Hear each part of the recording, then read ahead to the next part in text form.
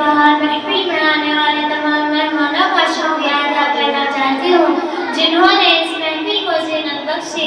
محترم حضرات، تاریخ گواہ ہے کہ اسلام سے پہلے عورت کی حیثیت کہیں غلام سے بدتر، کہیں بوجھ اور کہیں گناہ کی جڑ سمجھی جاتی تھی۔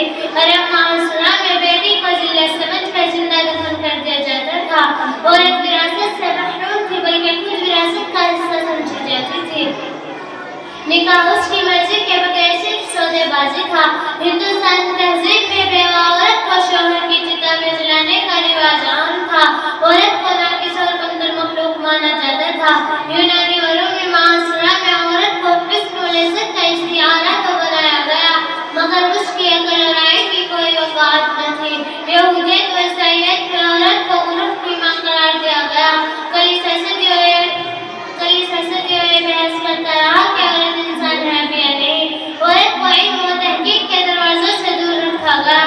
پھر اسلام آیا، تاجدار نبوت آخری نبی حضرت محمد مصطفیٰ صلی اللہ علیہ وسلم تشریف لائے اور عورت کی تقدیر بدل گئی۔ قرآن نے بیٹی کے قتل کو ظلم اور جرم قرار دیا، عورت کو وراثت میں مقررہ حصہ دیا اور نکاح کو عورت کی مرضی سے مشروط کیا، عورت کو طلب علم کا حق دیا۔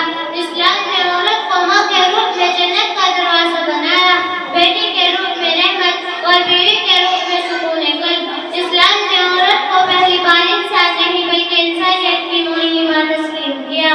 اسلام کی شہزادیوں، ہمیں بہت محتاط اور بہت ہوشیار رہنے کی ضرورت ہے۔ مغربی تہذیب ہمارے گھروں کے اندر آ چکی ہے۔